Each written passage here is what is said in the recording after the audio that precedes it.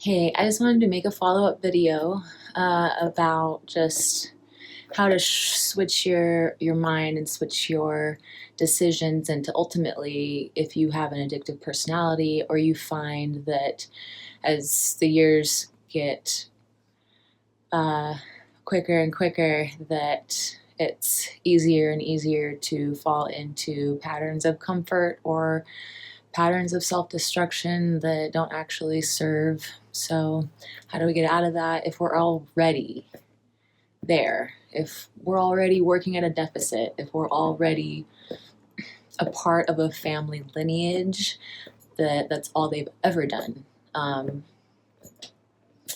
then there's a whole psychological rehabilitation that has to happen.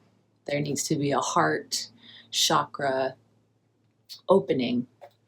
And what has happened with the accumulation of either energy or decision making or traumas or whatever it has happened that has insulated our mind with worry or with having to make a decision constantly because our decisions aren't putting us in concrete situations and they're not giving us concrete solutions. Band-aiding, so to speak, when we're in that kind of like cycle. How do we get out? And that really is a very personal journey. And I think that's why it's very difficult to address and why no one wants to talk about it, because no one has a solution. But I would love to have your mind broaden to the idea that wilderness therapy, this therapy that is constructed for psychological disorders and emotional disorders of mostly young people, but people of all ages. And it's very effective. You really do cut out a lot of the accumulation of the everyday. You are submerged in completely different decision making, and it's very rooted in your needs of the everyday, as in camping, a site for camping. It's very primitive, and it's your base root chakra, and it has to do with survival, and it gets you back in that mode of what matters. And you're doing that under a sky of a million stars. You're doing that completely removed and neutralized from what we are all a part of every day in this cycle that we're all part of. It's just when the cycles are detrimental or they have negative impacts on us or the people around us is what we're really talking about. And I know that mental health is a spectrum, and there are degrees of every kind of mental health, and there are sub-branches of every kind of mental health, because we're learning. It's a very complex thing. The more that we learn about it, the more we have to learn about it. There are more questions to answer once we've answered them when it comes to the mind. So it's exciting, but at the same time, we're still all overwhelmed. So I, not only when I'm here in Utah, but when I travel constantly, burnout is a really big thing with a lot of entrepreneurs and a lot of people that are trying to be sufficient for themselves. They run into energy walls where they have just burnt themselves out on overexpending, because really the quality of life is the amount of energy you expend every day, every moment, or throughout the year. So that can have an impact on your impulses, your compulses, everything that you are trying to work for and think about. The transmission can get skewed and can get altered just from being in this cycle that we're all supposed to be a part of. So reintegrating a different kind of decision making, that's a huge thing. Sports are a really good thing. Team sports, because they get all the oxygen flowing and healing through your body. You get start to thinking about strategy with other people, and you have a common goal in mind, and that's very healthy. That's very good. Team sports, even if you go like trail running, even if you do kind of like those kind of activities, to go with someone else or more than one person, the more the merrier, honestly, because The group aspect is very healing for people, for humans. Community aspect is very healing. Again, even if it's not directly what they're dealing with, if you're just communicating and if you're just communicating something to somebody, it's healing. And so I love volleyball. Basketball has always been a huge thing that I've loved. Even when I love to do yoga every day, and that's something I need to do by myself. But I do know a lot of people that love yoga and do yoga, and it does really actually get me excited to think about going to do acro with someone and to share that with like 6 people and to go do an activity together. It's a whole different experience from just doing, an hour and a half of, the yoga that I usually do on my own for just my maintenance of my physical health. And the group aspect is really healing just for oxytocin, for our brain to really get all these good hormones that we need for that quality of life, for us to even heal at night when we sleep. So if you have like a dog or, if you just like hate people, I know a lot of people that are kind of dealing with mental health issues that just want to be by themselves. And that's totally fine. There's a lot of people I know that have lost a lot of people. And one of the most healing things, if you have to be alone, is to have an animal that you deeply care for, or plants that you deeply care for. Cultivating a garden, one that you can pick and eat from, is one of the most healing things that humans can do. But just having plants, I love to take propagations and just have water plants because they're they grow insanely fast. It's very easy to keep them healthy. And if I need to put them in a pot and to give them to someone as a gift and I have to leave and say goodbye to it, then I can do that.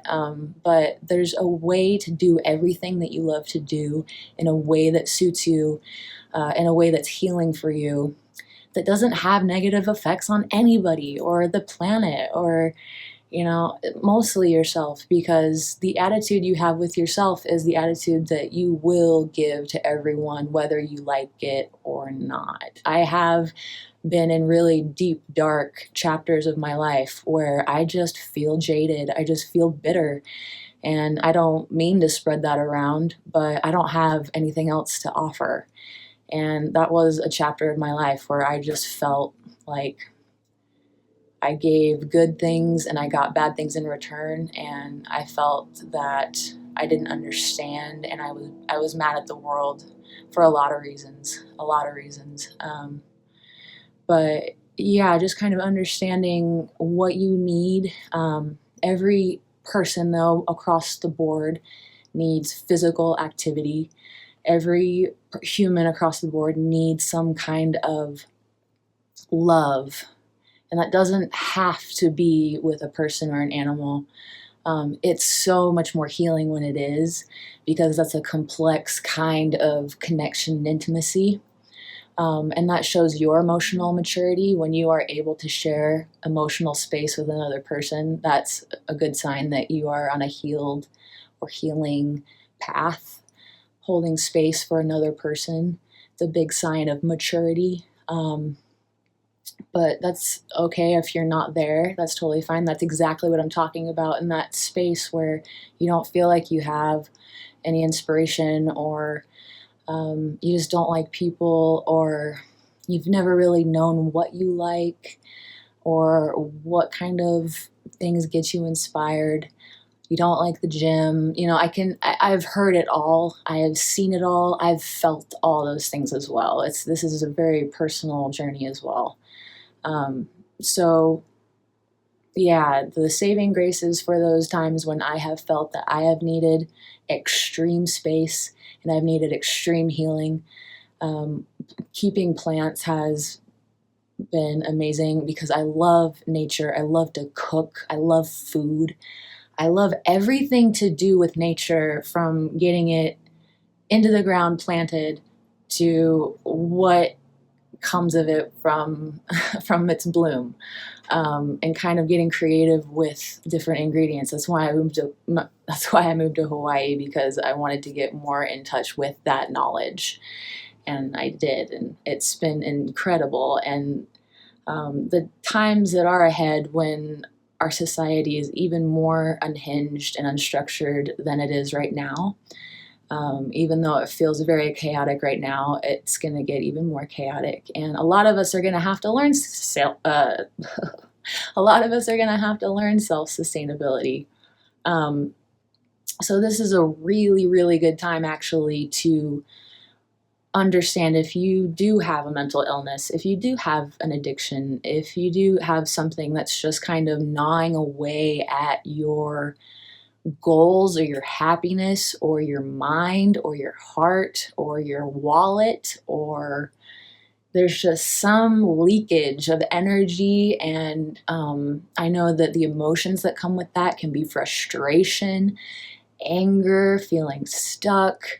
I've even had the times when I've felt stubborn in my pain, and I just want to sit in it, and I've been stubborn, and it's just like something I have to gnaw on for a little while.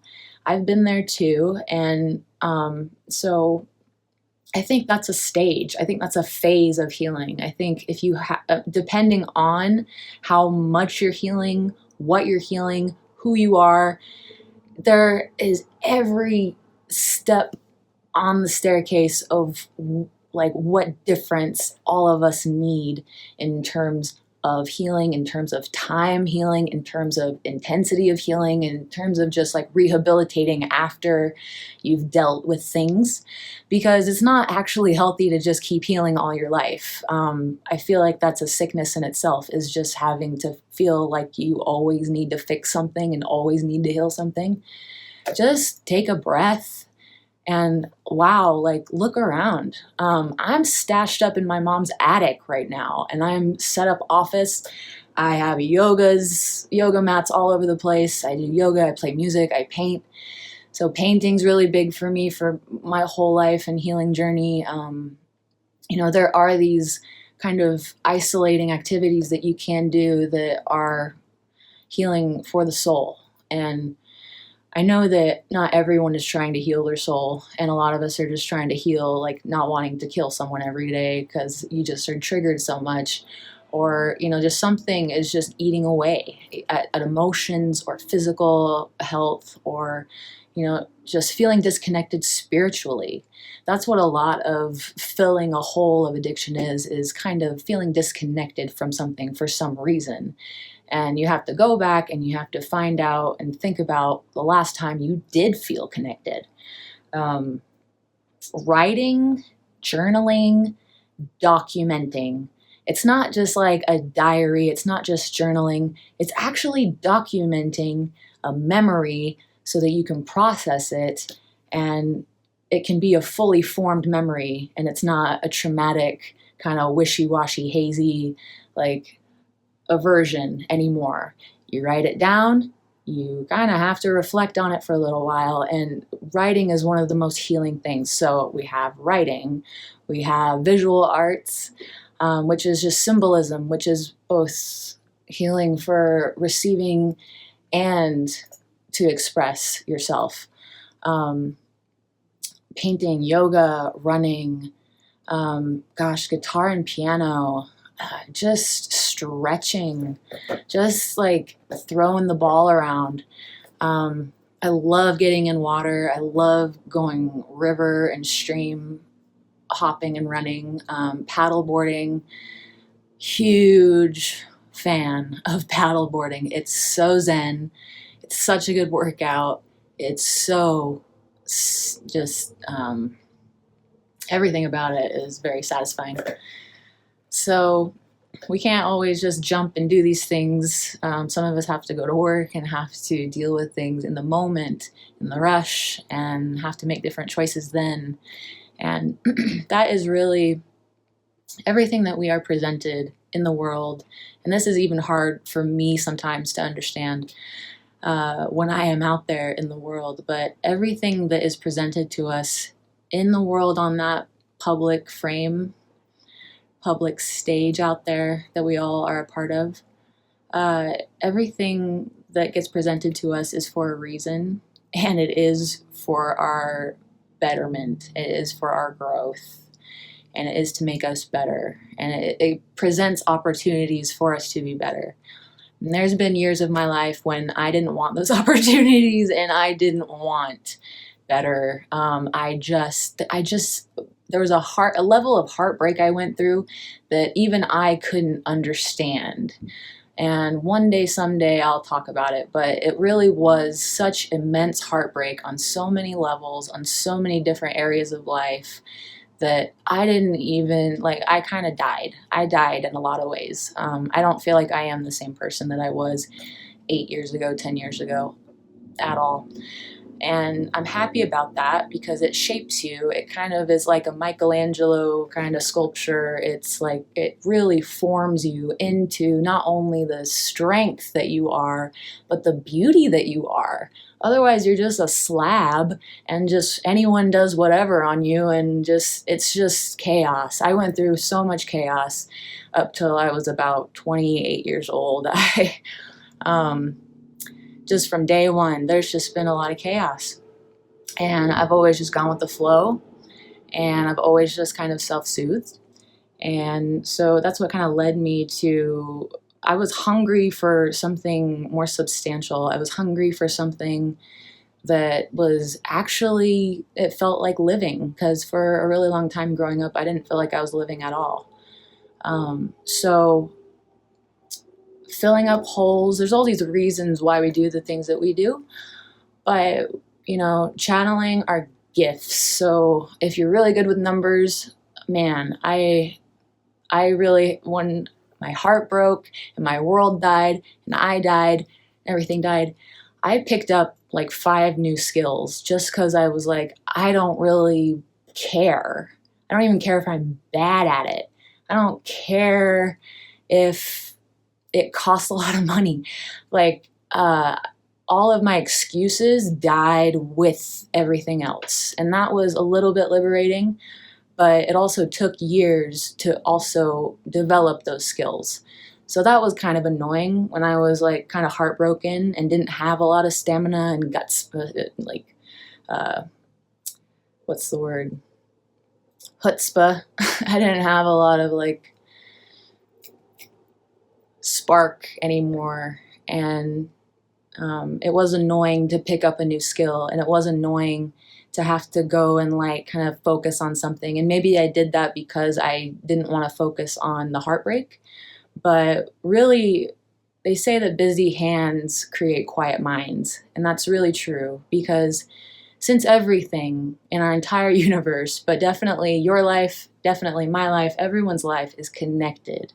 And if you work on that project you care about so much, if you really work it, some part of it will give itself to you in a way that helps you understand your own circumstance. Doesn't matter if it's cooking, doesn't matter if it's clothes, designing, engineering, doesn't matter if it's science, math, doesn't matter if you are into flipping houses, it doesn't matter what it is. Fishing, spear fishing. Oh my gosh, I've met so many people that do things that I didn't even know that humans could do. Specifically in Hawaii, you just have to channel that inner child that is always within you, that always gets excited about that thing, that always wants to reach for that thing.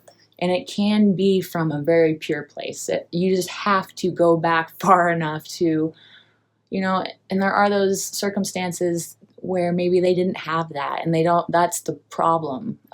They never knew what they liked. They never found something that got them excited or inspired. And I'm excited for those people, because that's an adventure for the soul. And if you haven't had that yet, it's it's like missing out on literally more than half of this whole thing, is understanding what lights your fire, what you're passionate about, because it can even be architecture. It can be something really practical. It can be something really foundational that serves a great purpose. It doesn't have to be frilly. It doesn't have to be artsy. It doesn't have to be group activities. It doesn't even have to be like anything to do with anyone else and what anyone else has thought of and what anyone else has made.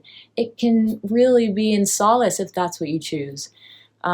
People are tapped in to all different kinds of things on all different levels, and there are so many different channels than just whatever's making you tired and sick and ornery and deprived of whatever gifts you do have.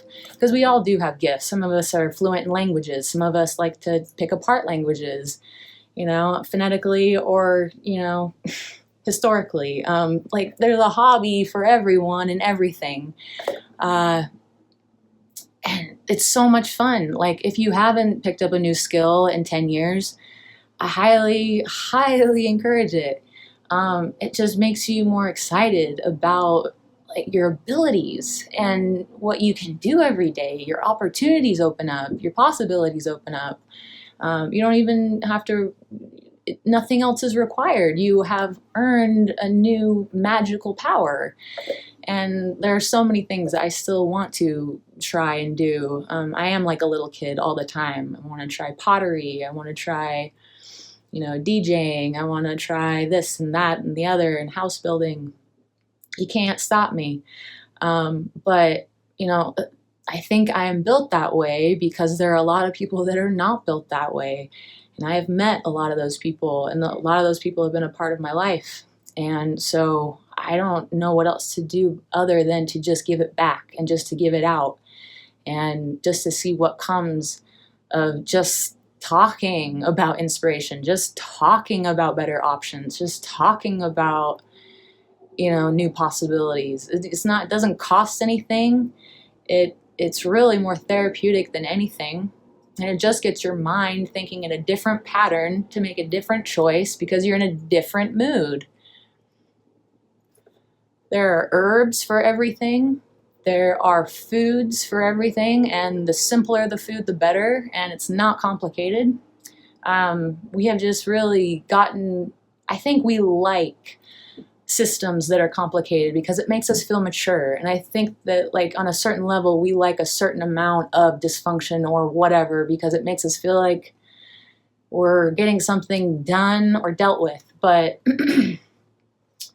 once we really get in touch with something that really lights us up, can't take us apart from it if it were the last day on earth, like that thing that you love more than anything. And I'm trying to think of who might that not apply to, but most people, I believe, can reach for something, whether it's writing or a basketball or a football or a guitar or a yoga mat or a piano or a piece of paper to design a new shoe that they want, or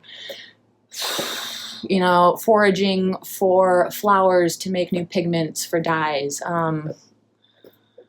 Holy cow, like there's so many things, sounds, tastes, smells, all of these things not only connect us with our higher self and, God or the cosmos or whatever label you want for the bigger stuff, but it connects us with who we truly are and our purpose, like eventual purpose, our destiny, karma, dharma kind of stuff. It taps you into why you're here and what you're about and what you bring out to the table, what you bring to society, what you bring to the conversation, what you bring home with you, what you take to work with you, what you do for work, it's just, it feels like it's on repeat. It feels like it's on replay. I don't know. All of it feels stale and like we're just going through the motions.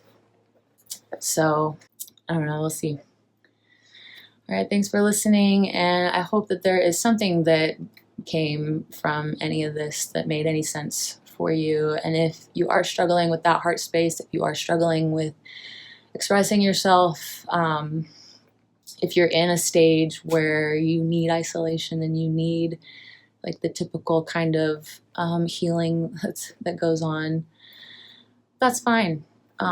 Is really for people that are feeling stuck or want different, or just are just not sure what it is, can't put their finger on it, but they're just like, want something a little more like substantial, you know? You just want like a little bit more.